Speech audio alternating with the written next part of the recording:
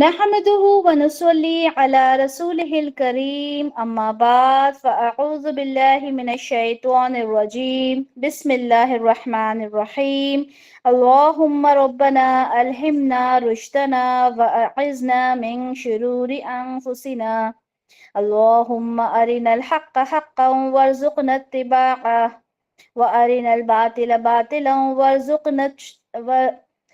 وارزقنا اجتنابه اللهم ارحمنا بالقرآن العظيم واجعله لنا إماما وهدى ورحمة اللهم ذكرنا منه ما نسينا وعلمنا منه ما جهلنا وارزقنا تلاوته آناء الليل وأطراف النهار واجعله لنا حجة يا رب العالمين آمين رب اشرح لي صدري ويسر لي أمري واحلل عقدة من لساني يفقه قولي رب يسر ولا تعسر وتمم بالخير وبك نستعين آمين یا رب العالمین۔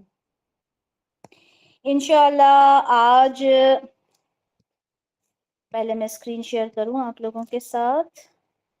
ہاں جی، تو انشاءاللہ آج ہم لوگ سورہ نور کی جو آیات شروع کریں گے، آیت نمبر 53 سے انشاءاللہ آغاز کریں گے، تلاوت کر لیتے ہیں اور پھر انشاءاللہ اس کی تفسیر دیکھیں گے۔ بسم اللہ الرحمن الرحیم۔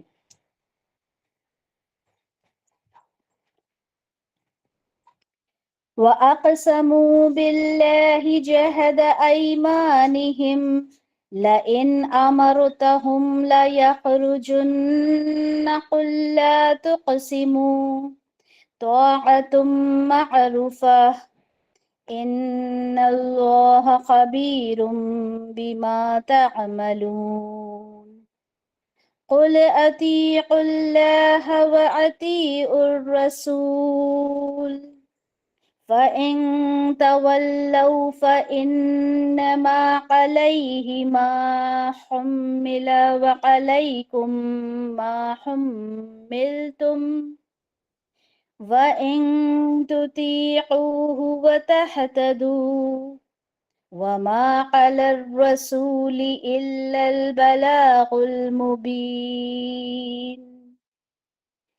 وعد الله الذين آمنوا منكم عملوا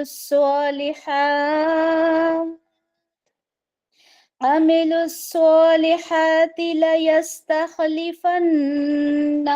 في الأرض كما استخلف الذين من قبلهم ولا يمكنن لهم دينهم الذي ارتضى لهم ولا يبدلنهم من بعد خوفهم أمنا يعبدونني لا يشركون بي شيئا ومن كفر بعد ذلك فأولئك هم الفاسقون وأقيموا الصلاة وآتوا الزكاة وأطيعوا الرسول لعلكم ترحمون لا تحسبن الذين كفروا معجزين في الأرض ومأواهم النار ولبئس المصير۔ انشاءاللہ آیت نمبر 57 تک آج ہم آیات لیں گے۔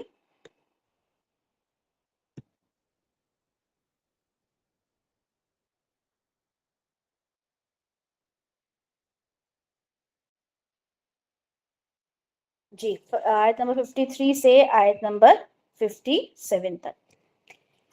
تو پہلے تو ہم یہ دیکھیں کہ ابھی ہم پریویس لیکچر میں جو بات کر رہے تھے منافقین کے طرز عمل کی بات کر رہے تھے کہ منافق کس طرح سے رسول اللہ صلی اللہ علیہ وسلم کو اور صحابہ کو اس بات کا یقین دلانے میں لگے ہوئے تھے کہ ہم آپ کے ساتھ ہیں۔ وہ یہ یقین دلانے کی کوشش کرتے تھے کہ آپ جو بھی کہیں گے، آپ جہاد پہ جائیں گے، ہم آپ کے ساتھ جانے کے لیے تیار ہیں، آپ جیسا کہیں گے، جو بھی اللہ کے احکام ہیں ہم ماننے کے لیے تیار ہیں. ٹھیک ہے.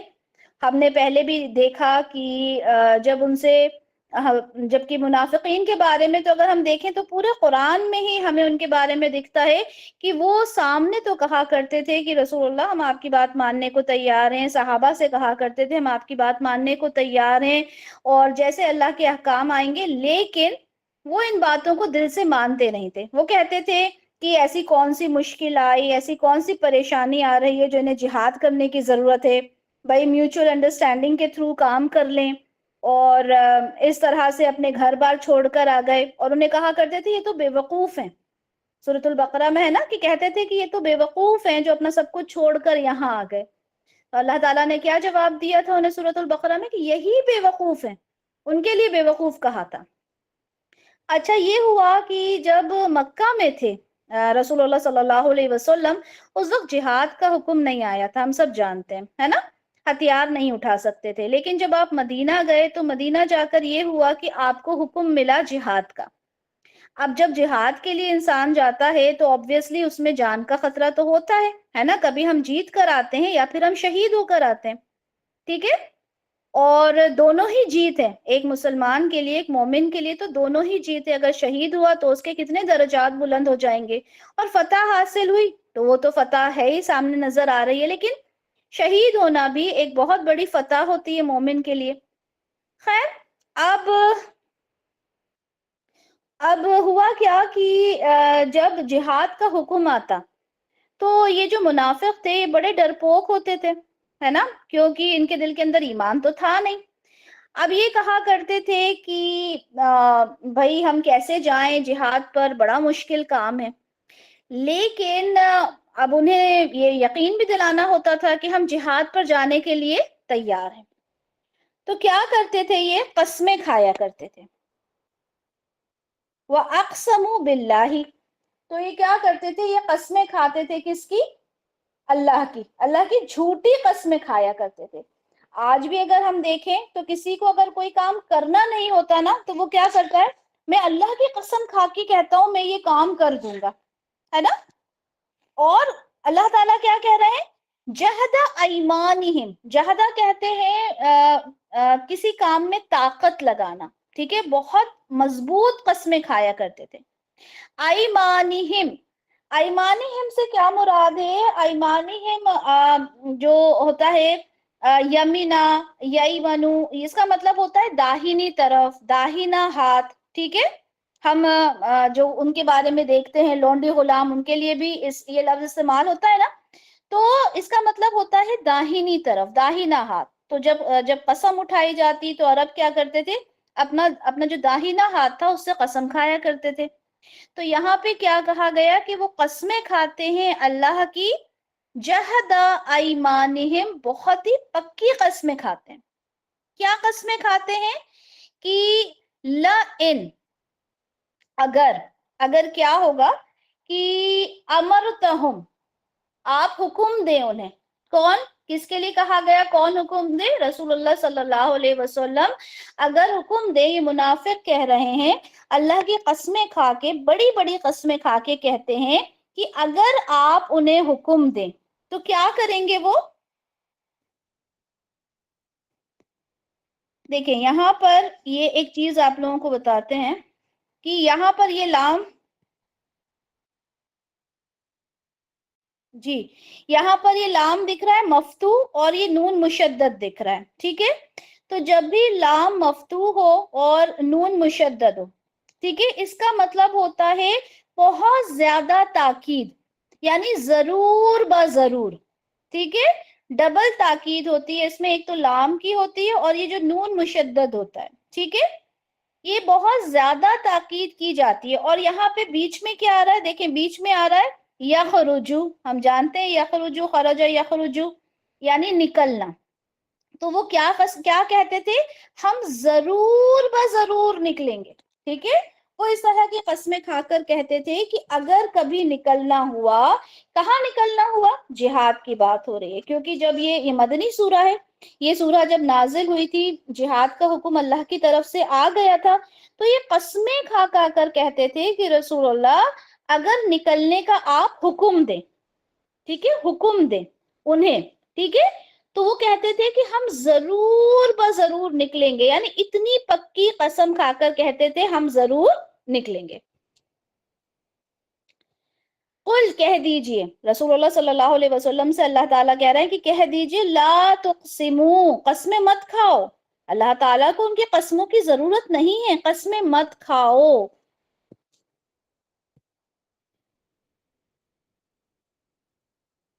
آگے اللہ تعالیٰ کیا کہتے ہیں، طاعت معروفہ، بلکہ اطاعت کرو معروف طریقے سے۔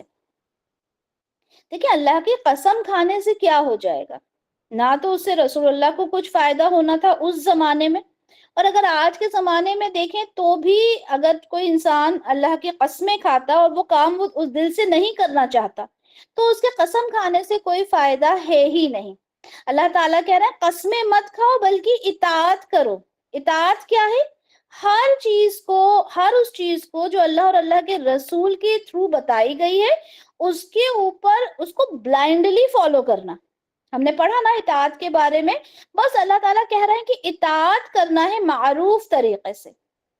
ان اللہ خبیر بما تعملون، بے شک اللہ تعالیٰ خبیر ہے، باخبر ہے، وہ جانتا ہے جو کچھ تم کر رہے ہو۔ اب تم یہ قسمیں کھا رہے ہو تو کیا اللہ کو پتہ نہیں ہے کہ تمہاری قسم سچی ہے یا جھوٹی؟ اور جس کو کام کرنا ہوتا ہے وہ تو کر گزرتا ہے نا، ٹھیک ہے۔ اب آپ نے کسی کو کوئی کام دیا، آپ نے کسی کو کلاس میں انوائٹ کیا، ٹھیک ہے، اب سامنے والے کو آنا ہوگا تو وہ تو کلاس جوائن کرے گا نا، اس دعوت کو قبول کرے گا کہ چلیں بھائی تفسیر سیکھتے ہیں، ٹھیک ہے۔ لیکن اگر کسی کو نہیں آنا اور وہ آپ کی بات کو ٹال بھی نہیں سکتا تو وہ کیا کہے گا، ہاں بھائی میں ضرور آؤں گا، اور میں وہ قسمیں بھی کھا لے گا کہ میں قسم کھاتا ہوں اللہ کی، اور اللہ کی قسم کتنی سچی کتنی جھوٹی ہوتی ہے یہ بتانے کی ضرورت نہیں ہے۔ اور یہاں اس آیت میں اس کو بہت اچھے سے بتا دیا کہ لا تقسموا طاعت معروفہ، قسمیں مت کھاؤ بلکہ اطاعت کرو معروف طریقے سے۔ ہمارے لیے اگر دیکھا جائے تو ہمارے لیے بھی یہی بات اپلیکیبل ہوتی ہے کہ آج کے زمانے میں جو لوگ صرف قسمیں کھا کے بات کو ٹال دیا کرتے ہیں، اللہ تعالیٰ کہہ رہے ہیں کہ قسمیں مت کھاؤ بلکہ معروف طریقے سے اطاعت کرو۔ یہاں پورا ہم دیکھیں گے اطاعت کے اوپر بہت زور دیا گیا۔ نیکسٹ آیت میں پھر دیکھیں، پھر اللہ تعالیٰ کہہ رہے ہیں کہ دیکھو انہیں اطاعت کا حکم دینا ہے، ان کو اطاعت کے لیے کہنا ہے کہ قسمیں کھانے سے کچھ نہیں ہوگا۔ وہی بات اللہ تعالیٰ دوبارہ کہہ رہے ہیں، قل اطیعوا اللہ واطیعوا الرسول، کہہ دیجئے اطاعت کرو اللہ کی اور اطاعت کرو رسول کی۔ اچھا اطاعت جو ہے نا، اگر آپ اللہ کی اطاعت کی بات کرتے ہیں اور اس میں سے رسول اللہ کی اطاعت کو ہٹا دیتے ہیں جیسا کہ بہت سے لوگ کرتے ہیں، ٹھیک ہے، اور یہ اگزامپل میں تقریباً ہر لیکچر میں دیتی ہوں کہ جو ہم اس بحث میں پڑھتے ہیں اچھا سنت ہی تو ہے نا، فرض تو نہیں ہے نا، اللہ کی طرف سے حکم نہیں آیا، ہمیں حدیث میں مل جاتا ہے، چلے ٹھیک ہے، ہم اتنا جو لائٹلی لیتے ہیں، یہاں اللہ تعالیٰ نے ایک ہی ساتھ کہا اطیعوا اللہ واطیعوا الرسول، اور یہ کتنے بار ہم پچھلے لیکچر سے یہی چیز پڑھتے آ رہے ہیں نا، اطیعوا اللہ واطیعوا الرسول۔ اگر ہم اللہ کی اطاعت کرتے ہیں تو رسول اللہ کی اطاعت ہمارے اوپر واجب ہے، ضروری ہے، فرض ہے، اور رسول کی اطاعت اگر ہمارے اوپر فرض ہے اس کا مطلب یہ ہوا کہ رسول اللہ ہمیں جو کچھ تعلیمات دے کر گئے ہیں ان کی اطاعت کرنا ہمارے اوپر فرض ہے۔ ہم تو سنتوں کو یہ کہہ کے چھوڑ دیتے ہیں کہ چلیں بھائی سنت ہے، ٹھیک ہے، تو یہ بہت امپورٹنٹ ہمارے لیے سبق ہے اس آیت سے، یہ بلکہ ان آیات سے ہمارے لیے سبق ہے کہ رسول اللہ کی اطاعت ہمارے اوپر فرض ہے، اللہ کا حکم ہے، اللہ حکم دے رہے ہیں۔ آگے اللہ تعالیٰ کہتے ہیں فَإِن تَوَلَّوْا، پھر اگر کیا کریں، یہ جو منافقین ہیں، یہ جو قسمیں کھاتے ہیں، اطاعت کے وعدے کرتے ہیں، باتیں کرتے ہیں، لیکن اگر وہ نہ سنیں، وہ کیا کریں، تولوا، پھر جانا، ठीक है, इसके जो रूट लेटर्स हैं वाव, लाम, या हैं, जिसका मतलब होता है फिर जाना। फिर अगर वो फिर जाए, मुंह फेर लें, पलट जाए, तो क्या करना है? तो अल्लाह ताला कहते हैं फ़इन्नमा, तो बेशक, अलैहि, उस पर, किस पर? यहाँ पे यहाँ पे ये जो अलैहि में जो ही आया है, ये किसकी तरफ है? ये रसूल अल्लाह की तरफ है। ठीक है, तो अगर ये फिर जाए तो उन पर है मा हुम्मिला, जो कुछ उन पर बोझ डाला गया। किस पर बोझ डाला गया? रसूलुल्लाह सल्लल्लाहु अलैहि वसल्लम पर बोझ डाला गया। रसूलुल्लाह सल्लल्लाहु अलैहि वसल्लम पे कौन सा बोझ या कहें कौन सी जिम्मेदारी डाली गई थी, बताएं? हम्म रसूलुल्लाह सल्लल्लाहु अलैहि वसल्लम पर कौन सी जिम्मेदारी डाली गई थी?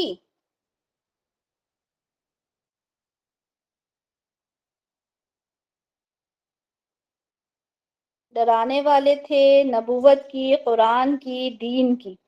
ठीक है, तो उनके ऊपर अल्लाह का हुक्म पहुंचाने की, माशाल्लाह। तो उनके ऊपर जो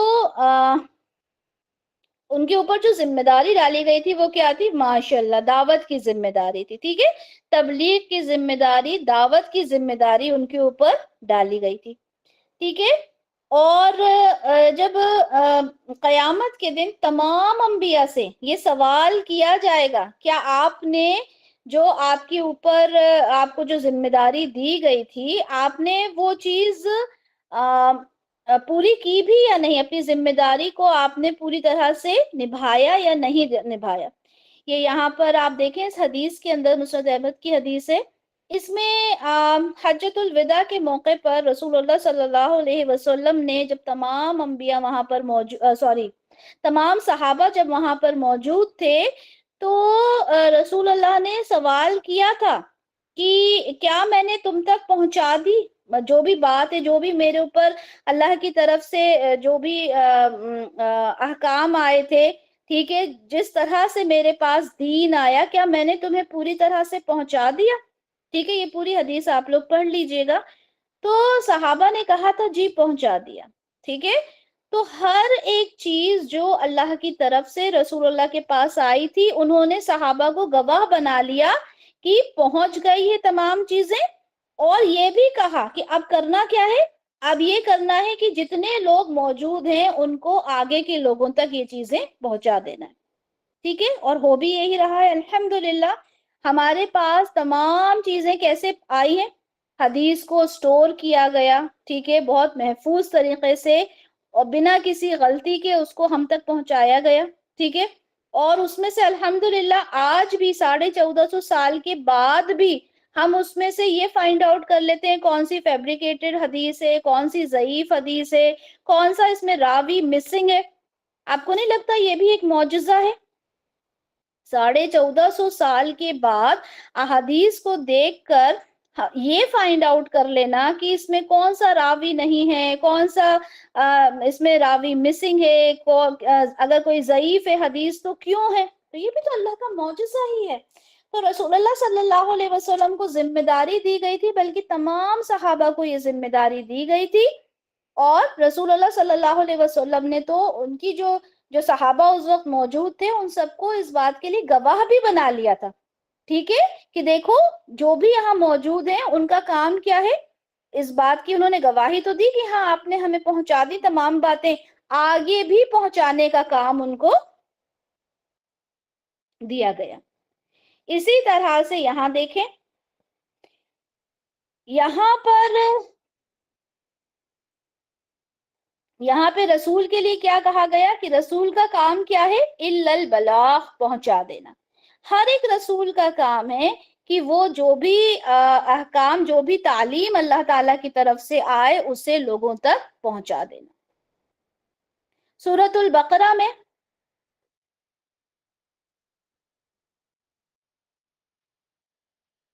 सूरतुल बकरा में भी रसूलुल्लाह सल्लल्लाहु अलैहि वसल्लम को बता दिया गया कि उनको जिम्मेदारियां जो है वो पहुंचा देना। इसको हम बाद में देखेंगे इंशाल्लाह।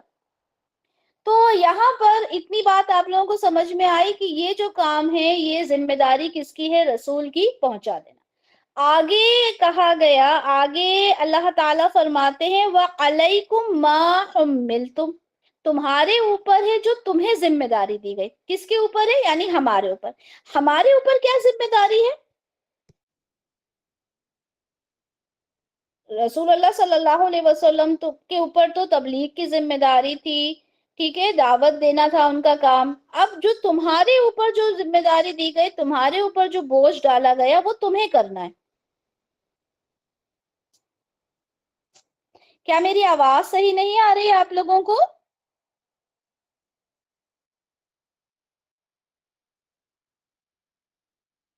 ٹھیک ہے، ہاں، ہمارے اوپر فالو کرنا۔ چلے، ہمارا کام کیا ہے؟ احکام پہ عمل کرنا، ٹھیک ہے، جو کام رسول اللہ نے بتایا ہے اس کو آگے پہنچانا، ٹھیک ہے، ٹھیک ہے، ویری گڈ، ماشاء اللہ، عمل کرنا، سیکھنا، ٹھیک ہے، اللہ کی تعلیمات پہ عمل کرنا، ماشاء اللہ، احکام کو ماننا، اطاعت کرنا، سب کے جواب بالکل درست ہیں۔ تو اللہ تعالیٰ کیا فرما رہے ہیں یہاں پر کہ جو ذمہ داری آپ پر دی گئی ہے وہ آپ لوگوں نے کرنا ہے۔ تو ہمارے اوپر کیا ذمہ داری ہے؟ ہمارے اوپر ذمہ داری ہے کہ ہم اطاعت کریں اللہ اور اللہ کے رسول کی، اور تمام احکام جو ہمیں بتائے گئے ہیں ان کو ہم نے فالو کرنا ہے۔ آگے اللہ تعالیٰ کہتے ہیں کہ وَإِن تُطِيعُوهُ، اور اگر تم سب اطاعت نہیں کرو گے اس کی، یعنی کس کی؟ جو تعلیمات تم کو دی گئی ہیں، اللہ کے احکام تم کو بتائے گئے ہیں، اگر تم اس کی اطاعت اگر تم سب اس کی اطاعت کرو گے تو کیا ہوگا؟ ہدایت پا جاؤ گے، ٹھیک ہے، اگر تم اس کی اطاعت کرو گے تو ہدایت پاؤ گے۔ یعنی ہدایت پانے کے لیے کیا مشروط ہے، کیا ضروری ہے؟ اطاعت۔ ہدایت پانے کے لیے کیا ضروری ہے؟ اطاعت، ٹھیک ہے۔ اگر آپ چاہتے ہو کہ آپ کو ہدایت مل جائے، ٹھیک ہے، ہم دعا کرتے ہیں نا اللہ تعالیٰ ہدایت فرمائے، تو اگر کوئی انسان چاہتا ہے کہ اسے ہدایت مل جائے تو اس کے لیے مشروط ہے کہ وہ اطاعت کرے اللہ اور اللہ کے رسول کی۔ آگے اللہ تعالیٰ فرماتے ہیں کہ وَمَا عَلَى الرَّسُولِ إِلَّا الْبَلَاغُ الْمُبِينُ، اللہ رسول کے لیے کیا ہے؟ صرف پہنچا دینا۔ رسول کا کام ہے صرف پہنچا دینا۔ میں نے کہا تھا نا سورۃ البقرہ کی وہ آیت ہم بعد میں دیکھیں گے، وہ اس کا حوالہ ہے۔ دیکھیں یہاں پر اللہ تعالیٰ رسول اللہ کو کیا فرما رہے ہیں سورۃ البقرہ میں؟ اے نبی، آپ کے ذمے نہیں ہے کہ ان کو ہدایت دیں، بلکہ اللہ تعالیٰ ہی ہدایت دیتا ہے جس کو چاہتا ہے۔ یہ بہت امپورٹنٹ پوائنٹ ہے۔ ہم آپس میں یہ کہتے ہیں نا کہ بھائی میں تو اس کو بہت سمجھاتی ہوں، کسی کی بہن ہوتی ہے، کسی کی بیٹی ہوتی ہے، کسی کی ماں، کسی کی بھابھی، کوئی بیوی اپنے ہسبینڈ کو سمجھا رہی ہے، سمجھتا ہی نہیں ہے سامنے والا، بڑے پریشان ہو کے اس طرح کے کوسچنز بھی آتے ہیں کہ ہم سمجھا رہے ہیں، کیا کریں، سمجھ میں ہی نہیں آ رہا۔ یہاں تو اللہ اپنے رسول سے یہ بات کہہ رہے ہیں کہ آپ کے ذمے نہیں ہے ہدایت دینا، ہدایت کا کام تو ہمارے ذمے ہے۔ کس کے اوپر ہے یہ کام؟ کس کے ذمے ہے؟ اللہ کے ذمے ہے۔ اللہ جس کو ہدایت دینا چاہے دے سکتا ہے۔ اب ہم کیا کریں؟ کیا رک جائیں؟ ہرگز نہیں، ہم نے رکنا نہیں ہے، ٹھیک ہے، ہم نے آخری لمحے تک محنت کرنی ہے، جس طرح سے رسول اللہ نے محنت کی۔ رسول اللہ تو اتنا پریشان ہو جایا کرتے تھے کہ اللہ تعالیٰ نے کہا کہ کیا آپ اپنے آپ کو ہلاک کر لیں گے؟ آپ اتنا پریشان کیوں ہوتے ہیں؟ آپ کا کام صرف پہنچا دینا ہے۔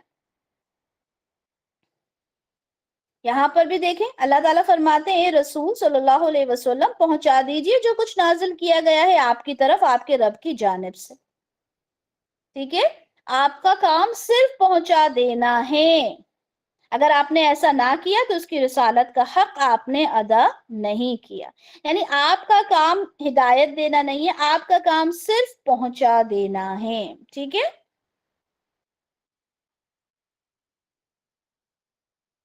یہاں پر بھی وہی بات ہے کہ نبی کریم صلی اللہ علیہ وسلم سے کہا گیا کہ اے نبی، آپ ہدایت نہیں دے سکتے جس کو آپ چاہیں، بلکہ اللہ ہدایت دیتا ہے جس کو چاہتا ہے، ٹھیک ہے، اور اللہ تعالیٰ جانتا ہے ہدایت پانے والوں کو۔ یہ بڑی امپورٹنٹ آیات ہیں ہمارے لیے کہ ہم کئی باری پریشان ہو جاتے ہیں اپنوں کو دیکھ کر، ٹھیک ہے، کہ ان کا کیا بنے گا. کئی بار ماں پریشان ہو جاتی ہے اولاد کو لے کر، جب بچے بڑے ہو جاتے ہیں، ٹھیک ہے، اپنے خود کے یہ کہیں پیروں پہ کھڑے ہونے لائق ہو جاتے ہیں، اپنے فیصلے لینے لائق ہو جاتے ہیں، مائیں پریشان ہو جاتی ہیں، بیویاں پریشان ہو جاتی ہیں شوہروں کو کیسے اپنے راستے پر لے کر آئے، نماز پڑھنے والا بنائے، اور یہ بہت لوگوں کے ساتھ ہوتا ہے. تو اللہ تعالیٰ تو رسول اللہ سے یہ بات کہہ رہا ہے، اور یہ اس طرح کے آپ کو ریفرنسز بہت سارے مل جائیں گے قرآن میں نے تو یہاں پہ 2-3 کلیکٹ کیے ہیں بس. ٹھیک ہے، تو یہ بات سمجھ لیں، ہم نے پریشان نہیں ہونا کسی کو دیکھ کر کہ کیسے ہوگا کیا ہوگا، بلکہ اللہ تعالیٰ ہی ہیں ہدایت دینے والے جس کو دینا چاہیں. تو یہاں پر ہم نے دیکھا کہ ایک ذمہ داری ہے کس کی؟ رسول اللہ کی، پہنچا دینا، ٹھیک ہے، دعوت کا جو کام ہے وہ کرنا، اللہ کے جو بھی تعلیم ہے اسے پہنچا دینا. دوسری ذمہ داری ہم نے یہ دیکھی کہ ہمارے اوپر ذمہ داری ہے اطاعت کی. سورہ رات میں ایک اور ذمہ داری بتائی گئی کہ اللہ کے ذمے کیا ہے. اللہ کے ذمے ہے وَعَلَيْنَا الْحِسَابُ، ہمارے ذمے ہے حساب لینا. دیکھیں، حساب لینے کا کام ہمارے ذمے ہے. تو تیسری جو یہاں پہ ایک ذمہ داری بتائی گئی وہ اللہ کی ہے. کیا ہے؟ کہ آپ جو بھی کچھ کرو گے اس کا حساب اللہ لے گا، اور اللہ سے بہترین حساب لینے والا کوئی نہیں ہے. اب یہ سوال تو ہمیں اپنے آپ سے کرنا ہے کہ ہم اپنی زندگی میں کیا کچھ کرتے ہیں، اور حساب لینے والا کون ہوگا؟ اللہ تعالی، اللہ رب العزت.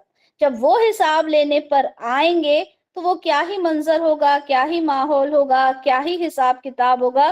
تو ہم نے اللہ تعالیٰ سے دعا کرنی ہے کہ اللہ تعالیٰ ہم اس لائق بنے کہ جب حساب کتاب ہو تو ہم وہاں پر کھڑے ہو سکیں. اللہ تعالیٰ، بڑا ہی خوفناک وہ منظر ہوگا.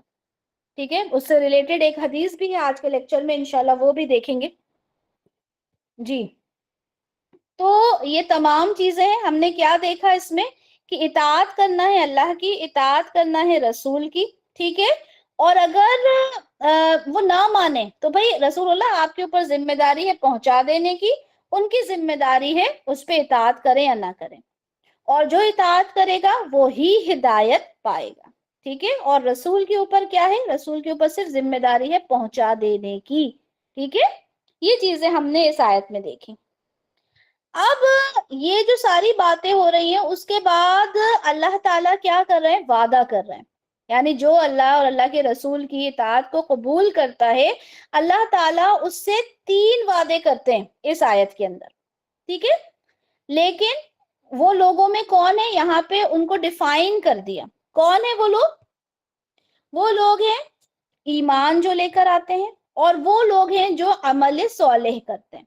ٹھیک ہے، یہاں پہ بتا دیا کہ بھائی اگر اللہ کا جو وعدہ ہے، ٹھیک ہے، وہ کس کے ساتھ ہے؟ جو ایمان والے ہیں اور جو عمل صالح کرتے ہیں. یہ دونوں چیزیں جو ہے نا، ایمان اور عمل صالح، یہ دونوں ایک ساتھ ہونا چاہیے. آپ ایمان والے ہو، آپ اللہ پہ ایمان رکھتے ہو، لیکن کام آپ کچھ نہیں کرتے اچھے، یا کوئی انسان کام بہت اچھے کرتا ہے لیکن ایمان نہیں رکھتا. ٹھیک ہے، تو یہ دونوں چیزیں ہیں. اللہ تعالیٰ کہہ رہے ہیں وعد اللہ، اللہ نے وعدہ کیا الذین، ان سے جو آمنو ایمان لائے، منکم تم میں سے، وعملوا الصالحات اور عمل صالح کریں. اس کے لیے سب سے پہلا یہاں پہ وعدہ بیان کر دیا گیا. کیا ہے سب سے پہلا وعدہ؟ لَيَسْتَخْلِفَنَّهُمْ. اب یہ دیکھیں یہاں پہ بھی لام مفتوح ہے اور نون مشدد ہے. ٹھیک ہے، اس کا مطلب بھی ضرور بضرور اللہ تعالیٰ کیا کریں گے؟ ضرور بضرور اس کو خلیفہ بنائیں گے فی الارض، زمین میں، کما استخلف الذین من قبلہم، جس طرح سے پہلے خلیفہ بنائے گئے تھے. ایکسپلینیشن انشاءاللہ دوں گی، لیکن یہاں پہ دیکھ لیں اللہ تعالیٰ کے 3 وعدے کیا ہیں. سب سے پہلا وعدہ اللہ تعالیٰ خلیفہ بنائیں گے. کس کو؟ جو ایمان والے ہیں اور جو عمل صالح کرتے ہیں ان کو زمین کا خلیفہ بنائیں گے جس طرح پہلے خلیفہ تھے. ٹھیک ہے، دوسرا یہاں سے دیکھیں، یہاں سے دوسرا شروع ہو گیا یہاں تک. یہاں پہ دوسرا وعدہ ہے. دوسرا وعدہ کیا کیا جا رہا ہے؟ کہ وہ ضرور ان کے اس دین کو غلبہ عطا کرے گا جو ان کے لیے اس نے पसंद कर लिया है। कौन सा दीन अल्लाह ताला ने पसंद किया है हमारे लिए? हम सब जानते हैं कि दीन इस्लाम अल्लाह ताला ने हमारे लिए पसंद कर लिया है। तो यहाँ पे ये जो लफ्ज आया है वला युमक्किनन्ना, ये मक्कना युमक्किनु से है, जिसका मतलब होता है किसी को इख्तियार देना, ठीक है, जमा देना, गलबा देना, इख्तियार देना। तो मतलब उस दीन को अल्लाह ताला ने पसंद कर लिया। किस दीन को? इस्लाम को पसंद किया है, ठीक है, वो भी हम एक रेफरेंस के थ्रू इंशाअल्लाह देखेंगे।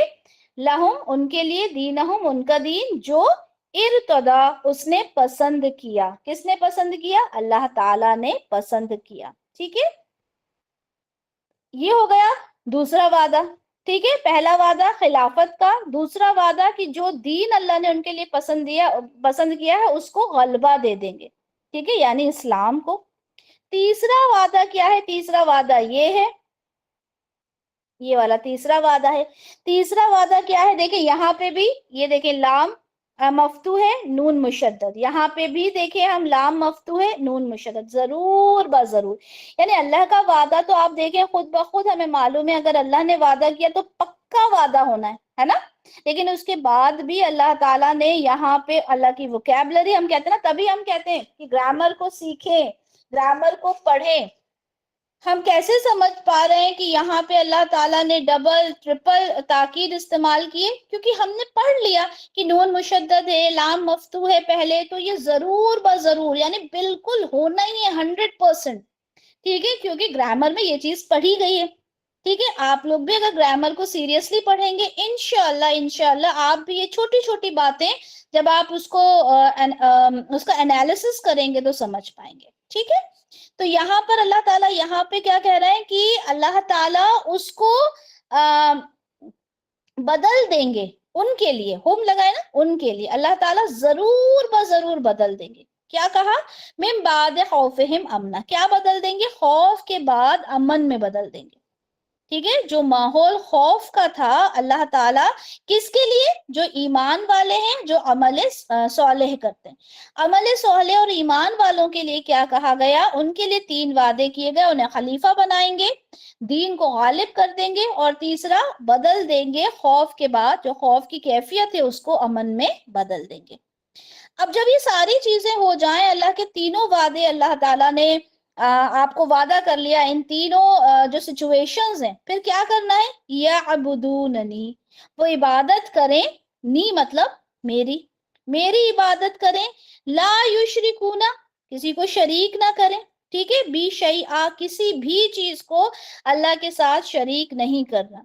कि चले फला जगह जाते हैं, अल्लाह को तो हम मानते हैं, लेकिन चले थोड़ा सा ये भी कर लें, थोड़ा सा वो भी कर लें, थोड़ा यहाँ भी चख लें, थोड़ा वहां भी चख लें, वो मना है, ठीक है। अल्लाह ताला कह रहा है ला युशरिकूना बी शैआ, किसी भी चीज को अल्लाह के साथ शरीक नहीं करना। ये वादे तभी तो पूरे होंगे ना अल्लाह के। फिर आगे अल्लाह ताला ने कहा कि वमन कफर बाद जालिक, इन वादों के पूरे होने के बाद जो कोई कुफ्र करता है, इनकार करता है, अल्लाह की बात को नहीं मानता, फउलाइका हुमुल फासिकून, वो कौन है? फासिक है। फासिक कौन होता है? जो अल्लाह की इताअत नहीं करता, इताअत से उस दायरे से बाहर निकल जाता है, वो फासिक होता है। तो जब इन तमाम वादों को जो इंसान पूरा नहीं करेगा, क्या सॉरी, इन वादों के आने के बाद ये वाली चीजें नहीं करेगा, वादा तो अल्लाह कर रहा है ना, लेकिन ये वाली चीजें नहीं करेगा, अल्लाह की खास तौर पे इबादत नहीं करेगा, शिर्क करेगा, ठीक है, इनकार करेगा अल्लाह की आयत का, तो उसके लिए क्या है? फउलैइका हुमुल फासिकून। और देखें यहाँ पे भी वही तर्ज अमल जो हमने लास्ट टाइम देखा था, ग्रामेटिकली अगर देखें, उलाइका यानी वो, हुम यानी वो, यानी वो पक्के वो फासिक हैं। तो ताकीद के बहुत सारे तरीके होते हैं जो यहाँ पर बताइए। ग्रामेटिकली मैंने आपको ये पूरी आयत जो है वो समझा दी। अब इसको हम देखते हैं, ठीक है। ये इसका तर्जुमा है। चलें अब हम यहाँ पे देखते हैं इस आयत को کہ اللہ تعالیٰ کہتے ہیں وعد اللہ الذین آمنوا منکم وعملوا الصالحات، اللہ تعالیٰ وعدہ کر رہے ہیں جو تم میں سے ایمان لائے. ٹھیک ہے، یہ کنڈیشن ضرور سمجھ لیں، یہ ہمارے لیے بھی ہے. ہمیں ایمان بھی لانا ہے اور ہمیں عمل صالح بھی کرنا ہے، تبھی اللہ تعالیٰ کے یہ وعدے ہمارے لیے ہیں. ٹھیک ہے، اللہ تعالیٰ کہہ رہے ہیں کہ ہم کیا کریں گے، اس کو خلیفہ بنائیں گے. ٹھیک ہے، تو اب اچھا یہاں پر ایک بات مجھے یہ بتائیں، کس کو سمجھ میں آتی ہے کہ اللہ تعالیٰ یہاں پہ وعدے کر رہے ہیں خلافت کے، اور اللہ تعالیٰ کہہ رہے ہیں آپ کے دین کو غلبہ دے دیں گے. تھوڑا سا آپ لوگوں کا دماغ چیک کرتے ہیں، مجھے یہ بتائیں کہ ابھی تو ہم پورے اس سورہ کے اندر ہم نے کیا کیا پڑھا؟ ہم نے سورہ کے اندر گھر میں اندر انٹر ہونے کے ایٹیکیٹس پڑھے، زنا کے بارے میں پڑھا، پردے کے بارے میں پڑھا، ہے نا؟ یہی سب پڑھا نا؟ اب ان سب کے بارے میں آداب پڑھے. ٹھیک ہے، ان سب کے بارے میں بات ہوتے ہوتے اللہ تعالیٰ نے یہ بات بیچ میں کیوں رکھی؟ یہ آیت کیوں آئی؟ کچھ ہے اندازہ؟ محرم نہ محرم کے بارے میں پڑھا، یہ سب تو ہم پڑھ چکے. اب اللہ تعالیٰ یہ کہہ رہا ہے، اللہ تعالیٰ جو وعدہ کر رہے ہیں خلافت کا، دین کو غلبہ دینے کا، اور ایک اور کیا وعدہ کیا؟ ہاں، امن میں بدل دینے کا سچویشن کو، حالات کو. کیوں؟ دین کا غلبہ ہوگا تو کیوں لگتا ہے کہ بیچ میں یہ آیت یہاں پر آئی؟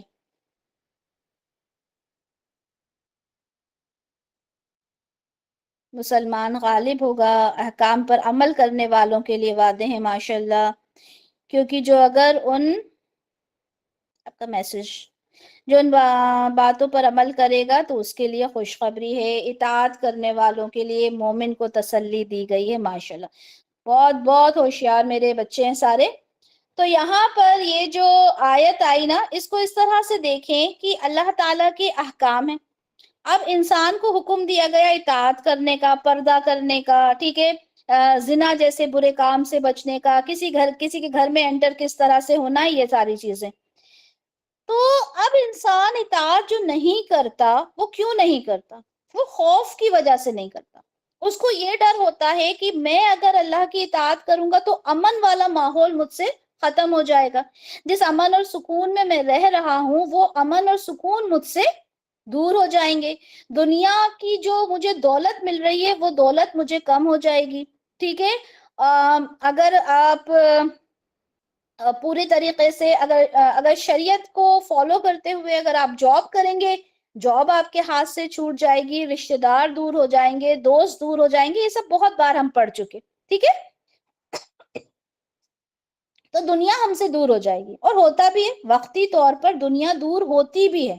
ٹھیک ہے، جو صحابہ تھے ان کے ساتھ دیکھا جائے تو ہوا بھی نا، سب کچھ پیچھے چھوٹ گیا، دوست ان کے، فیملیز ان کی، گھر ان کے، بزنس ان کا، سب کچھ چھوٹ گیا. لیکن ہوا کیا؟ اس کے بعد کیا ہوا؟ اس کے بعد ہم نے دیکھا کہ کس طرح سے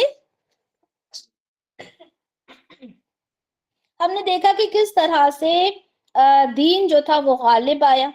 ٹھیک ہے، سب کچھ جو مشکلیں چل رہی تھی تو اللہ تعالیٰ نے کیا کیا؟ ان کو دین کو غلبہ دیا. ٹھیک ہے، اور اللہ تعالیٰ کہتے ہیں کہ ہم آپ کو خلیفہ بنا دیں گے جس طرح آپ سے پہلے خلیفہ تھے.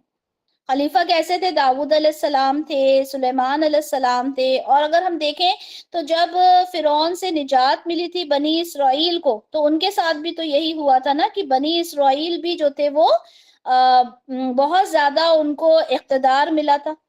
اور یہ چیز سورہ صاد میں ہمیں دیکھنے کو ملتی ہے. اللہ تعالیٰ فرماتے ہیں یا داؤد انا جعلناک خلیفۃ فی الارض. داؤد علیہ السلام نے کہا کہ ہم نے آپ کو خلیفہ بنایا ہے زمین پر. ٹھیک ہے، تو یہ تمام چیزیں ہیں. اور ان جب چیزوں کو اللہ کے ہم اطاعت جب ہم کرتے ہیں نا، تو اللہ تعالیٰ کا وعدہ ہے. سورہ نحل میں اللہ تعالیٰ نے فرمایا کہ جب کوئی نیک عمل کرتا ہے، چاہے وہ مرد ہو چاہے عورت ہو، لیکن نیک عمل کرتا ہے اور مومن ہو، اس میں بھی یہی کہا مومن ہو، تو اللہ تعالیٰ کہتے ہیں ہم اسے دنیا میں پاکیزہ زندگی بسر کرائیں گے. اب اللہ کے وعدوں کو تو دیکھیں، جو قرآن میں اللہ تعالیٰ نے وعدوں کو بیان کیا ہے. لیکن ہم کیا کرتے ہیں، ہم سامنے کی چیزوں کو دیکھ کے تھوڑا سا گھبرا جاتے ہیں۔ تو یہاں اللہ تعالیٰ نے سورہ نور میں احکام احکام احکام بتاتے بتاتے اللہ نے یہاں اپنے وعدوں کا تذکرہ اس لیے کیا کہ یہ مومن ذرا سے ہمت والے بن جاؤ، ٹھیک ہے۔ لیکن درجات کب بلند ہوں گے؟ جب آپ امتحان سے، آزمائش سے آگے جاؤ گے، ٹھیک ہے۔ اچھا، اللہ تعالیٰ نے وعدہ کیا ہے اس بات کا، اور کس بات کا وعدہ کیا؟ خلافت کا، ٹھیک ہے۔ اچھا، ابھی خلافت کی ہم بات کرتے ہیں کہ اس خلافت کی اگر ہم بات کریں تو یہ خلافت کیا رسول اللہ صلی اللہ علیہ وسلم کے بعد فوراً مل نہیں گئی تھی؟ کیا رسول اللہ صلی اللہ علیہ وسلم کے دور میں ہی جب اسلام کا غلبہ ہوا، مکہ فتح ہوا، اور فوج در فوج جو لوگ تھے وہ گروہ در گروہ جو تھے وہ اسلام میں داخل ہوتے جا رہے تھے، تو کیا خلافت اس وقت نہیں آ گئی تھی؟ بتائیں، کیا خلافت نہیں آئی تھی؟ خلافت کا دور نہیں آیا تھا؟ دور آیا تھا نا۔ تو یہ وعدہ تو اللہ تعالیٰ کا پورا ہوا تھا، مکہ جب فتح ہوا اس کے بعد ہوا تھا نا۔ کیسے ہوا تھا یہ وعدہ پورا؟ خلفائے راشدین، ٹھیک ہے، ہم سب جانتے ہیں۔ اگر یہ صحابہ یہ بتائیں کہ اگر صرف کھوکھلے دعوے کرنے والے ہوتے کہ جی جی رسول اللہ ہم تو آپ پہ جان دے دیں گے، اور جہاد کے وقت کہیں بیٹھ جاتے، تو کیا یہ اللہ کا وعدہ پورا ہوتا؟ کیا وہ صرف ایمان، لفظی ایمان ہوتا اگر عمل صالح ساتھ میں نہ ہوتا تو؟ ٹھیک ہے۔ تو خلفائے راشدین کا جب دور آیا تو ہم نے دیکھا کہ انہوں نے اپنی محبت کا ثبوت دیا، اور اللہ تعالیٰ نے اپنے وعدے کو پورا کر دکھایا۔ حضرت ابوبکر صدیق رضی اللہ عنہ، ان کے دور میں اسلام کی جو اونچائیاں تھیں، ٹھیک ہے، ہم سب جانتے ہیں کس طرح فتوحات کا سلسلہ شروع ہوا۔ شام کے ممالک، بلد فارس، مصر، سب جگہ فتوحات ہوئی، فتح کے جھنڈے لہرائے گئے، بصری، دمشق، حران، پھر اس کے بعد عمر بن خطاب رضی اللہ عنہ، تو وہ تو کیا ہی خلیفہ تھے، ہے نا۔ ان کے زمانے میں تو کتنا اسلام کا دیکھا جائے تو جو فتح کے جو جھنڈے تھے وہ ہر جگہ لہرا دیے گئے، ٹھیک ہے۔ پورا جو ملک شام تھا، مصر کا علاقہ تھا، یہ سب عمر رضی اللہ عنہ کے زمانے میں فتح ہوئے۔ حضرت عثمان بن عفان نے جو توحید کے نعرے لگائے، گوشے گوشے میں، چپے چپے میں توحید کے نعرے لگ گئے، کتنا کچھ ہوا، ٹھیک ہے۔ تو یہ تمام چیزیں جو ہیں وہ مطلب یہ کہیں کہ یہ جو اللہ کا وعدہ تھا، یہاں پہ ہم نے دیکھ لیا کہ کس طرح سے اللہ کا وعدہ پورا ہوتا گیا۔ سنن ابن ماجہ کی 3952 میں رسول اللہ کی پیشن گوئی بھی یہاں پہ بتا دی گئی کہ میرے لیے زمین سمیٹ دی گئی ہے، اور میں نے مشرق اور مغرب دیکھ لیے، خزانے دیکھ لیے اس کے۔ رسول اللہ نے پیشن گوئی کر دی تھی کہ رسول اللہ کی جو سلطنت ہے، جو بھی کوئی زمین ان کو دکھا دی گئی، وہ تمام سلطنت اسلام مطلب اسلامک سلطنت ہو جائیں گی، اور ہوا بھی، ٹھیک ہے۔ رسول اللہ کی یہ پیشن گوئی بھی پوری ہوئی۔ تو یہ جو وعدہ تھا خلافت کا، یہ پورا ہوا، اور ہم سب جانتے ہیں، ہم سب اگر اسلامک ہسٹری دیکھیں، ٹھیک ہے، ہم یہ ساری احادیث بھی دیکھتے ہیں، رسول اللہ کی پیشن گوئی دیکھتے ہیں، تو ہمیں پتہ چلتا ہے اللہ کا یہ وعدہ پورا ہوا۔ اب دوسرا وعدہ کیا تھا؟ دوسرا وعدہ یہ تھا کہ ہم ضرور ان کے اس دین کو غلبہ عطا فرمائیں گے جو ان کے لیے اس نے پسند کیا۔ اللہ تعالیٰ نے کون سا دین پسند کیا؟ سورہ مائدہ میں ہمیں پتہ چلتا ہے کہ اللہ تعالیٰ کہتے ہیں، اللہ تعالیٰ نے فرما دیا کہ آج کے دن میں نے تمہارے لیے تمہاری دین کی تکمیل فرما دی، اور تم پر اپنی نعمت کا اتمام فرما دیا، اور تمہارے لیے میں نے پسند کر لیا اسلام کو بحیثیت دین کے، ٹھیک ہے۔ یہ دیکھیں، تمہارے لیے اسلام کو تمہارے دین کی حیثیت سے قبول کر لیا۔ تو اللہ تعالیٰ نے یہاں بتا دیا کہ کون سا دین ہے جو غالب ہوگا۔ سورۃ المائدہ میں یہ بات فرما دی کہ وہ اسلام ہے جو قبول ہوگا، اور ہوا بھی یہ کہ یہ جو سورہ ہے یہ نازل ہوئی تھی 6 ہجری میں، ٹھیک ہے۔ اس کے بعد دیکھا جائے تو پھر صلح حدیبیہ ہوا، اور صلح حدیبیہ کو تو اللہ تعالیٰ نے کہہ بھی دیا تھا کہ اِنَّا فَتَحْنَا لَكَ فَتْحًا مُبِينًا، ٹھیک ہے۔ یہ کھلی فتح تھی جو دکھا دی گئی تھی. صلح حدیبیہ کے بعد پھر خیبر فتح ہوا، پھر اس کے بعد مکہ فتح ہو گیا. ٹھیک ہے، مکہ فتح ہوا پھر اس کے بعد. اور مکہ فتح ہوتے ہی کیا ہوا کہ جو لوگ تھے وہ گروہ در گروہ جو تھے وہ مسلمان ہوتے گئے. ٹھیک ہے، جو ڈر تھا کچھ تو اس وجہ سے ہوئے کہ ڈرتے تھے کہ ہمارے اوپر ظلم و ستم ہوگا. کچھ لوگوں نے یہ سوچا کہ اب جب سب لوگ اسلام قبول کرتے جا رہے ہیں تو ہم بھی کر لیں. مطلب جو بھی ریزن ہوگا، لیکن جو لوگ تھے سب مسلمان ہوتے گئے. رسول اللہ صلی اللہ علیہ وسلم جب کعبہ میں وہاں مکہ انٹر ہوئے اور کعبہ شریف کی طرف گئے تو وہاں پہ 360 بت تھے، ہم سب جانتے ہیں اس بات کو. ٹھیک ہے، تو وہاں پر جب آپ گئے تو ایک آپ کے پاس ایک لاٹھی تھی، اس سے آپ بتوں کو گراتے جاتے تھے اور آپ کہتے جاتے تھے وَقُلْ جَاءَ الْحَقُّ وَزَهَقَ الْبَاطِلُ إِنَّ الْبَاطِلَ كَانَ زَهُوقًا. یہاں بھی اللہ تعالیٰ کہہ رہے ہیں کہہ دیجئے. کیا کہہ دیجئے؟ حق آ گیا، باطل مٹ گیا. باطل تو مٹنے ہی والا ہے. سبحان اللہ. سوچیں کیا وہ منظر ہوگا، کتنا خوبصورت ہے نا.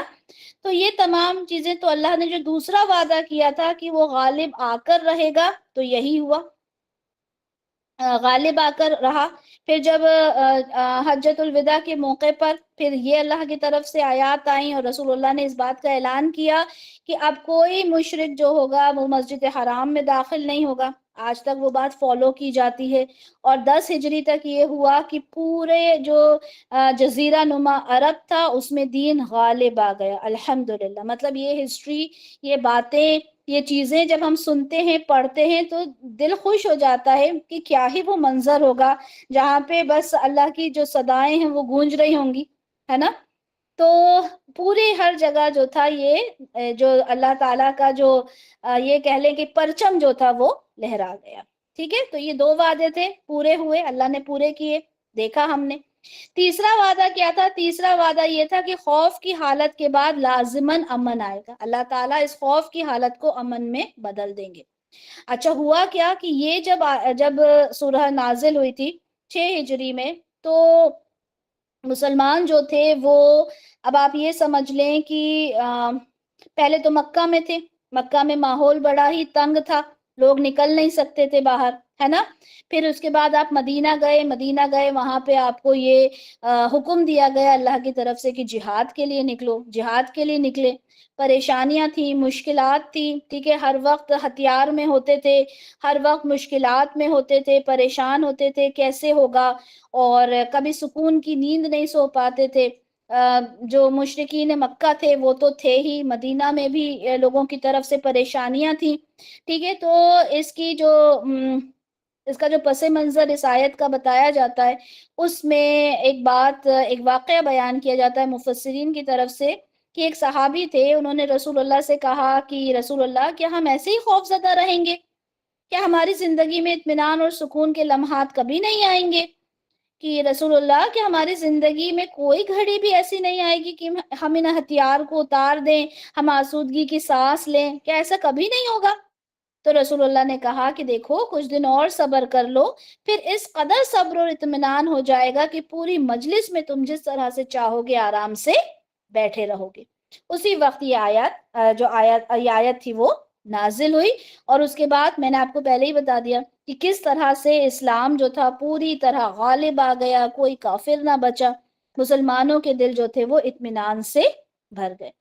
یہاں پہ صحیح بخاری کی ایک حدیث ہے جس کے اندر رسول اللہ نے پیشن گوئی پہلے ہی کر دی تھی. اور یہ پیشن گوئی کب کی تھی؟ جب حالات بہت اچھے نہیں تھے، لیکن رسول اللہ کو اللہ کی طرف سے پہلے ہی بتا دیا تھا. اس کے جو راوی ہیں وہ عدی بن حاتم ہیں. انہوں نے کہا کہ 2 لوگ آئے رسول اللہ کے پاس اور انہوں نے فاقے کی اور بد امنی کی شکایتیں کی کہ بڑا بیکار ماحول ہے، ہم کیسے کیا کریں. تو رسول اللہ نے کہا ان سے، عدی بن حاتم سے، کہ عدی کیا تم نے مقام حرا دیکھا ہے؟ تو یہ کوفہ کے پاس ایک جگہ ہے. تو انہوں نے کہا کہ جی میں نے نام تو سنا ہے. تو رسول اللہ نے کہا کہ اگر تمہاری زندگی رہی تو تم دیکھو گے کہ حرا سے ایک عورت اکیلی مکہ پہنچے گی، کعبہ کا طواف کرے گی اور اسے اللہ کے سوا کسی کا ڈر نہیں ہوگا. یعنی امن، خوف کے بعد امن کے لیے دیکھیں کہ ایسا ماحول ہوگا، یہ جو پیشن گوئی تھی رسول اللہ کی۔ پھر انہوں نے کہا کہ کسریٰ بن ہرمز کے جو خزانے ہیں وہ تمہیں ملیں گے، ٹھیک ہے۔ تو جو یہ تھے عدی بن حاتم، یہ بڑے حیران ہو گئے کہ کسریٰ بن ہرمز کے خزانے، تو رسول اللہ نے کہا کہ ہاں وہ بھی تمہارے ہوں گے۔ پھر انہوں نے کہا کہ اتنا امن ہوگا اور اتنا مطلب لوگ اتنے سکون میں ہوں گے کہ اگر کوئی زکوٰۃ دینے کے لیے نکلے گا تو کوئی زکوٰۃ لینے کے لیے موجود نہ ہوگا۔ اسلام کا اتنا غلبہ ہوگا، اتنا سکون ہوگا، ہر انسان اتنا مطلب اعلیٰ زندگی گزار رہا ہوگا۔ تو یہ عدی بن حاتم کہتے ہیں کہ انہوں نے اپنی زندگی میں واقعی میں ایک عورت دیکھی جو ہدج میں بیٹھی ہوئی اکیلی مکہ کا کعبہ کا طواف کرنے گئی، ٹھیک ہے۔ اسے کسی طرح کے ڈاکوؤں کا، دشمنوں کا کوئی خوف نہیں تھا۔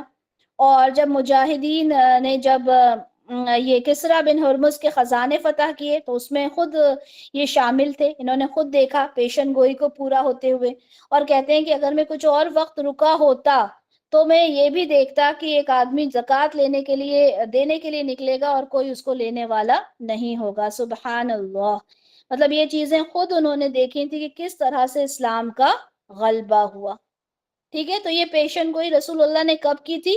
یہ پیشن گوئی رسول اللہ نے اس زمانے میں کی تھی جب مسلمان غالب نہیں آئے تھے، ٹھیک ہے، الحمدللہ۔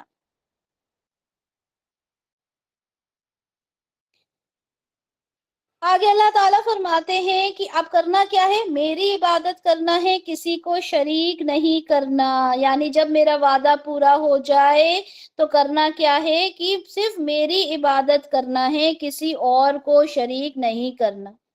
مدینہ میں اللہ تعالیٰ نے یاد کروایا مسلمانوں کو، دیکھو یاد کرو جب تم بہت تھوڑے تھے اور تم بڑے ڈرتے تھے کہ تمہیں لوگ مٹا دیں گے، پھر اللہ نے کیا کیا؟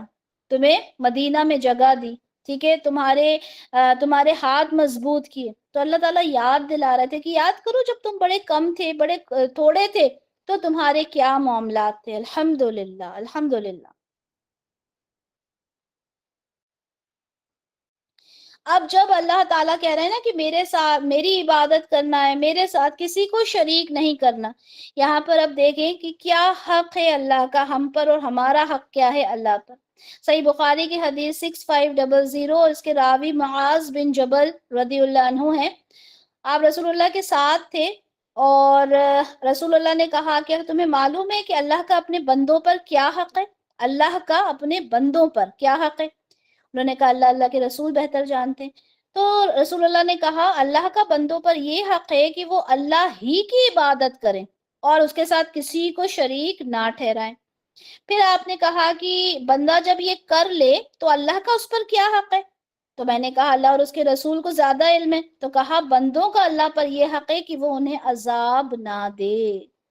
سبحان اللہ، آپ سمجھ رہے ہیں اس بات کو کہ اگر اللہ کی عبادت کرے گا بندہ، کسی کو شریک نہ ٹھہرائے گا، تو یہ اللہ کا کیا پھر حق بنتا ہے کہ وہ انہیں عذاب نہ دے۔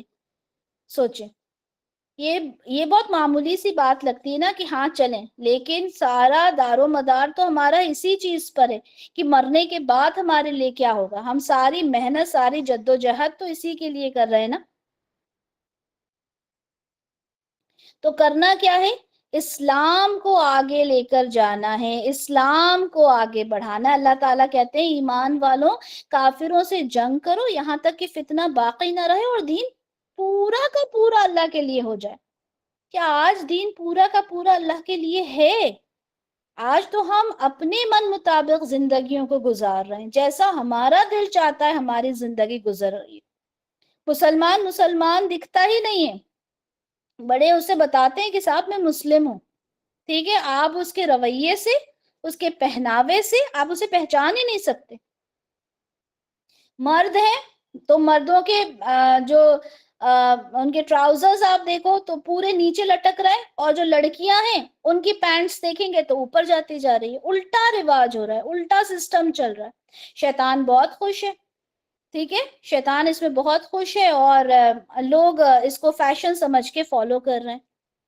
تو کل کا کل دین، پورا کا پورا دین اللہ کا اگر کرنا ہے تو اللہ کے حساب سے چلنا پڑے گا، ٹھیک ہے؟ تو جو اس کے بعد کفر کرے گا، یعنی یہ تمام وعدوں کے پورے ہونے کے بعد جو کفر کرے گا، اللہ تعالیٰ نے حالات بہتر کر دیے، امن کا ماحول کر دیا، خلیفہ بنا دیا، اس کے باوجود جو یہ کرے گا وہ کیا ہے؟ فاسق ہے۔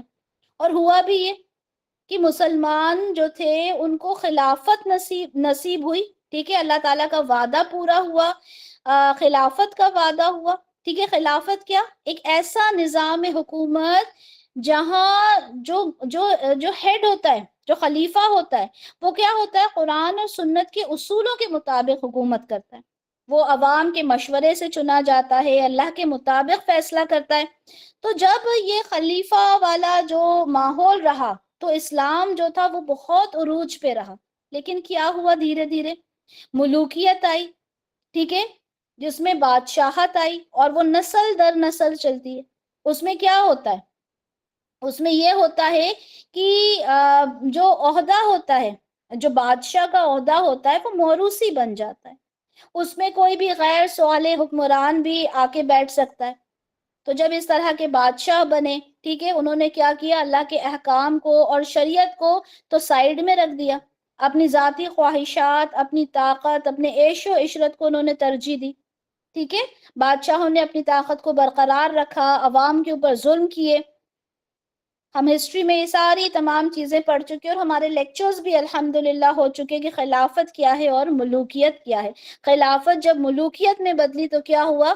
اسلام کا زوال آنا شروع ہو گیا، اسلام کمزور پڑ گیا۔ کیسے کمزور پڑ گیا؟ کیونکہ اللہ تعالیٰ نے جو طریقہ بتایا تھا، اللہ تعالیٰ نے جو وعدے کیے تھے، وہ وعدے کیے تھے، اور اللہ نے جس چیز کے لیے وہ وعدے کیے تھے، لوگوں نے جب وہ کنڈیشنز ہی ہٹا دی تو پھر اللہ کے وعدے تو جو پورے جن لوگوں کے لیے ہونا تھے وہ لوگ ہی نہیں رہے نا۔ خلافت ہی بدل گئی، ملوکیت آ گئی، اور لوگوں نے کیا کیا؟ اپنی من مرضی کے حساب سے بادشاہ کا چناؤ کرنا شروع کر دیا۔ تو جب یہ ساری چیزیں آئیں تو اللہ تعالیٰ نے تو پہلے ہی کہہ دیا تھا کہ میرا وعدہ جو ہے وہ فاسق کے لیے نہیں ہے، اور یہی ہوا، یہی تمام چیزیں ہمیں دیکھنے میں آتی ہیں۔ اب جب اللہ کا وعدہ ہے تو اللہ کے وعدے کو اللہ نے جن لوگوں کے لیے وعدہ کیا، اب جو لوگ چاہتے ہیں کہ بھئی ہمیں اللہ کا وہ جو وعدہ ہے وہ ہمارے ساتھ بھی رہے، تو کیا کرنا ہے؟ وَأَقِيمُوا الصَّلَاةَ وَآتُوا الزَّكَاةَ، اطاعت کرنا ہے رسول اللہ کی، ٹھیک ہے؟ اس کے ساتھ کیا ہے؟ نماز قائم کرنا ہے، پڑھنا نہیں ہے بلکہ قائم کرنا ہے، زکوٰۃ ادا کرنا ہے۔ یہ تمام چیزیں جب ہوگا تو کیا ہوگا؟ لَعَلَّكُمْ تُرْحَمُونَ، تاکہ تمہارے اوپر رحم کیا جائے۔ رسول اللہ کی اطاعت کرنے پہ تم پہ رحم ہوگا۔ کس طرح سے؟ یہاں یہ حدیث دیکھیں کہ یہاں پہ جب مومنین قیامت میں، مومنین لفظ آیا ہے، دیکھیں یہاں پہ یہ مومنین لفظ آیا ہے، تو جب مومنین ہوں گے قیامت میں، پریشان ہوں گے، اور یہ حدیث ہم نے بہت بار پڑھی ہے، نفسا نفسی کا ماحول ہوگا، وہ پہلے آدم علیہ السلام کے پاس جائیں گے، پھر جاتے جاتے پھر نوح علیہ السلام کے پاس، پھر عیسیٰ علیہ السلام کے پاس چلے جائیں گے، اور سب کو اپنی کوئی بات یاد آ جائے گی کہ میں تو اللہ تعالیٰ سے سفارش نہیں کر سکتا۔ پھر سفارش کس سے کی جائے گی؟ پھر وہ سفارش کی جائے گی، یہاں پہ دیکھیں، پھر وہ سفارش کی جائے گی رسول اللہ صلی اللہ علیہ وسلم سے، ٹھیک ہے؟ اور رسول اللہ کے پاس لوگ جائیں گے اور رسول اللہ کہیں گے کہ چلے میں اپنے رب سے اجازت چاہتا ہوں، اور وہ کہتے ہیں کہ مجھے اجازت مل بھی جائے گی، میں اپنے رب کو سجدہ کروں گا اور اتنا لمبا سجدہ کروں گا جتنا اللہ چاہیں گے۔ پھر مجھ سے کہا جائے گا مانگو، شفاعت کرو، تمہاری شفاعت قبول ہوگی۔ رسول اللہ کی شفاعت قبول ہوگی، لیکن سب سے پہلا لفظ ہم نے کیا دیکھا تھا؟ مومنین کی جماعت وہاں پر ہوگی، ٹھیک ہے؟ یہ الفاظ غور کریں، مومنین کی جماعت ہوگی، سفارش کی جائے گی، شفاعت کی جائے گی، قبول ہوگی۔ رسول اللہ کہتے ہیں میں اپنا سر اٹھاؤں گا، اللہ کی حمد کروں گا جو اللہ نے مجھے سکھائی ہوگی۔ رسول اللہ کا کوئی ہاتھ نہیں ہے اس میں، ہر چیز اللہ کی طرف سے سکھائی ہوگی۔ उसके बाद मैं शिफात करूंगा, मेरे लिए एक हद मुकर्रर कर दी जाएगी, मैं उन्हें जन्नत में दाखिल करवा दूंगा, वापस आऊंगा, पहले फिर वही शिफात करूंगा, फिर मेरे लिए हद मुकर्रर कर दी जाएगी, फिर जन्नत में दाखिल हो जाऊंगा, फिर वो लोग जन्नत में दाखिल हो जाएंगे, फिर सिर्फ वही लोग बचेंगे जिनके लिए कहा गया था खालिदीन फीहा, वो उसमें रहेंगे हमेशा। जो लोग कहते हैं ना कि हम तो हमेशा जहन्नुम में नहीं रहेंगे, हम तो उम्मती हैं, हमारी तो सिफारिश हो जाएगी, हम तो जन्नत में चले जाएंगे, यहाँ क्या कहा गया कि जिनके लिए कुरान में कह दिया गया कि वो खालिदीन फीहा, वो उसमें रहेंगे हमेशा, वो हमेशा दोजख में रहेंगे। तो किस गफलत में है मुसलमान जो ये सोचता है कि मेरे लिए तो रसूलुल्लाह सिफारिशी बनकर आएंगे और मैं जन्नत में चला जाऊंगा। ठीक है, यहाँ लिखा है जिन्हें कुरान ने हमेशा के लिए जहन्नुम में रहना लिख दिया, वो हमेशा जहन्नुम में रहेंगे। ठीक है, तो इताअत करो रसूलुल्लाह की, रसूलुल्लाह के बताए हुए रास्ते पर चलो, बहुत ज्यादा जरूरी है।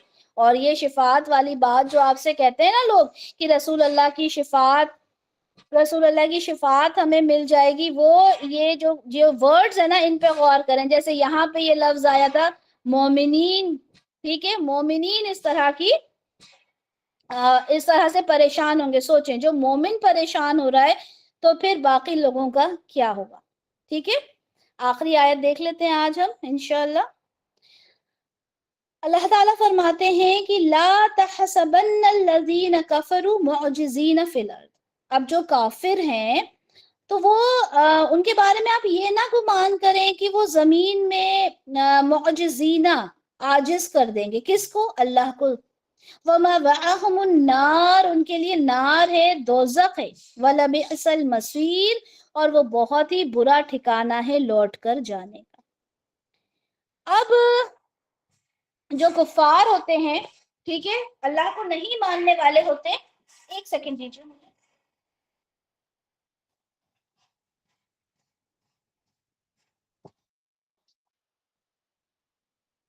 जी, तो जो कुफार होते हैं, अल्लाह को नहीं मानने वाले होते हैं, आप उनकी लाइफस्टाइल देखिएगा।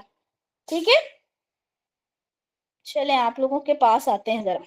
मुझे ये बताएं कि जो लाइफस्टाइल आप देखते हैं जो अल्लाह को नहीं मानते, उनकी जो बड़ी बड़ी लाइफस्टाइल होती है, उसको देखकर आपके दिल में क्या होता है? कैसी लाइफस्टाइल होती है उनकी? बड़े बड़े बंगले होते हैं, लंबी लंबी गाड़ियां होती है ना। रश्क आता है देखकर कि यार ये इनके पास कितना कुछ है ना। और फिर कभी कभी मुसलमानों को ये लगता है कि हम तो इतना अल्लाह का नाम ले रहे हैं, और हम इतना मतलब अल्लाह का नाम लेते हैं, नमाजें पढ़ते हैं, ज़कात अदा करते हैं, और ना इनको ज़कात देनी, ना इनके ऊपर कोई रूल्स एंड रेगुलेशंस है, उसके बावजूद ये इतनी आला जिंदगी कैसे गुजार रहे हैं? होता है ना। ठीक है, लेकिन मुसलमान को ये होना नहीं चाहिए। क्यों नहीं होना चाहिए? क्योंकि मुसलमान को मालूम है, अभी हमने देखा, अभी हमने हदीस पढ़ी कि अल्लाह ताला तो जिन लोगों के लिए अल्लाह ने कह दिया कि वो आखिरत में जहन्नुम में ही जाएंगे, हमेशा उसमें ही रहेंगे, उनके ऊपर तो रसूल अल्लाह भी उनकी शफात नहीं कर सकते। ठीक है, उनके लिए आखिरत का कोई कॉन्सेप्ट नहीं है बिल्कुल।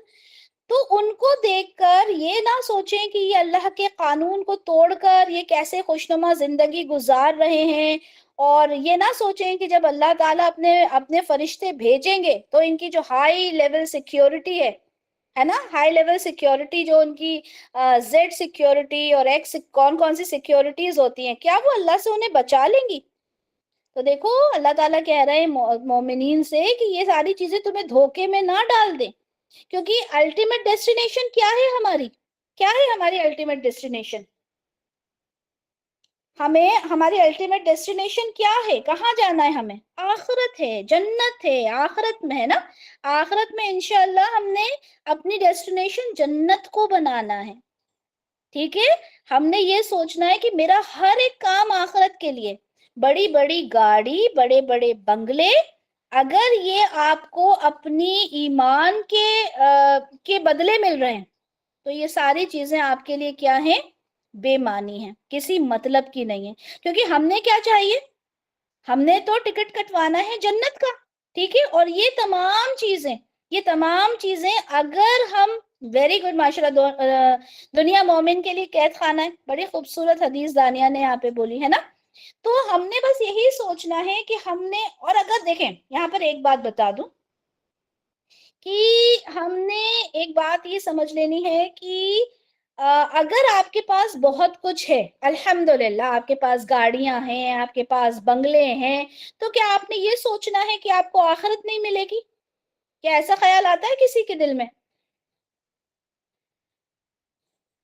نہیں آنا بھی نہیں چاہیے، ٹھیک ہے.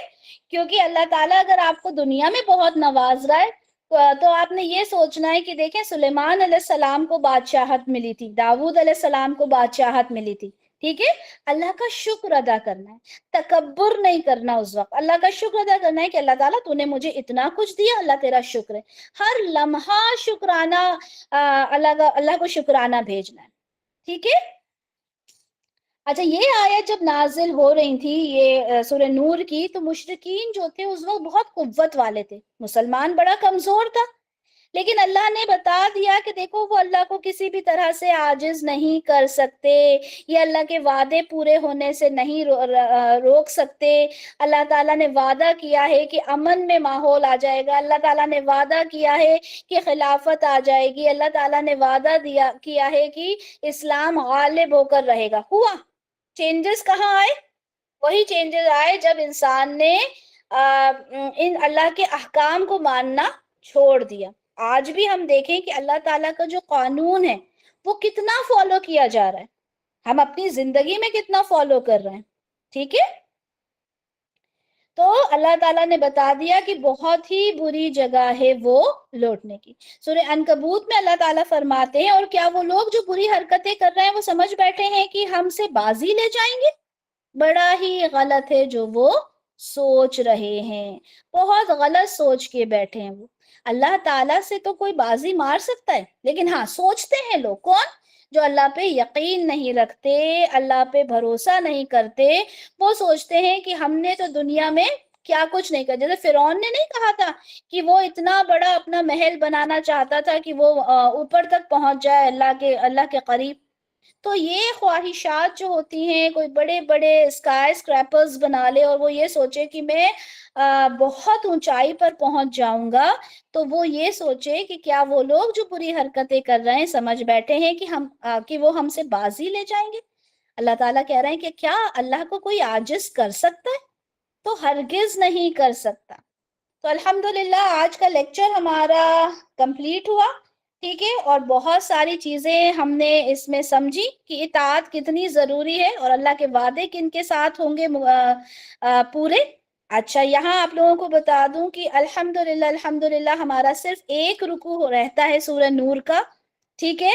اور اللہ تعالیٰ سے ہم نے دعا کرنی ہے کہ اللہ تعالیٰ ہم نے جو کچھ پڑھا، ٹھیک ہے، اللہ تعالیٰ اس پہ عمل کرنے والا بنائیے گا. اتنی خوبصورت سورہ جو شاید ہم نے کبھی اتنے ڈیپتھ کے ساتھ نہیں پڑھی تھی، یا یہ کہہ لیں کہ قرآن کی یہ خوبصورتی ہے کہ جتنے بار ہم پڑھتے ہیں اتنی بار نئی لگتی ہے. اگلی بار شاید جب ہم کبھی نئے بیچ میں اس کو پڑھیں گے تو پھر ہمیں نئی لگے گی انشاءاللہ، ٹھیک ہے. تو بس دعا کیجئے کہ جو کچھ پڑھا اللہ تعالیٰ اس پہ عمل کرنے والا بنائے، اور اللہ تعالیٰ ہمیں ان تمام چیزوں کو سمجھنے والا بنائے. آمین یا رب العالمین. بارک اللہ لی ولکم فی القرآن الکریم ونفعنی وإیاکم بما فیہ من الآیات والذکر الحکیم. سبحانک اللہم وبحمدک، اشہد ان لا الہ الا انت، استغفرک واتوب الیک. سبحان ربک رب العزت عما یصفون وسلام علی المرسلین والحمد للہ رب العالمین.